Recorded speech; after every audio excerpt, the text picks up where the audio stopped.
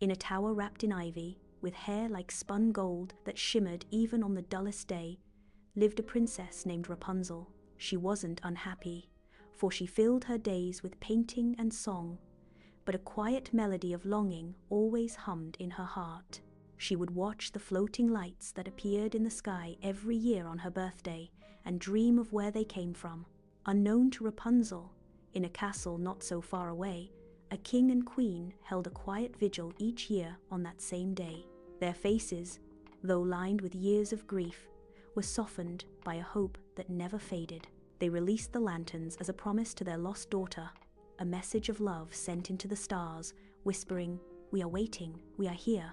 The bridge between the lost and the waiting was built by a kind-hearted thief named Flynn Rider, though he now insisted Rapunzel call him by his real name, Eugene. He had seen the lanterns not as a spectacle, but as a mystery tied to the girl with the magical hair. Braving the tower, he helped her escape, and together they journeyed toward the kingdom. The night of the lanterns arrived. Rapunzel, in a small boat with Eugene, watched as the first golden light rose from the castle. Then another and another, until the entire sky was a swirling constellation of hope. In her hand, she held a lost royal banner, its symbol matching the one on every lantern. The truth, long hidden, blossomed in her heart. She was the lost princess.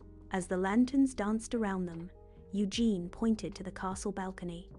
There, standing side by side, were the king and queen, their eyes fixed not on the sky, but on her. The return to the castle was a blur of joyful tears and disbelieving laughter. The queen, with a trembling hand, reached out and cupped Rapunzel's face, her touch sparking a memory older than memory itself. "My child," she breathed, and the words held the weight of 18 years of love. The king, a man of strong composure, wept openly as he wrapped his arms around both of them, his family finally whole. There were no grand speeches needed. The story was told in the way the queen couldn't stop brushing Rapunzel's hair, in the way the king's eyes shone with a light that had been missing for years, and in the way Eugene stood proudly by her side, accepted without question as the man who brought their daughter home. That evening, they didn't sit on thrones for a formal feast. They sat together in the royal gardens, on a soft blanket under the stars. They shared a simple meal, talking and laughing, filling the quiet night with the sounds of a family catching up on a lifetime of moments. Rapunzel was no longer the lost princess in a tower.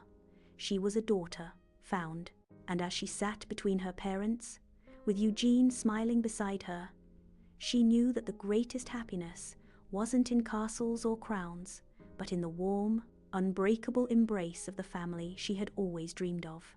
The lanterns had finally led her home.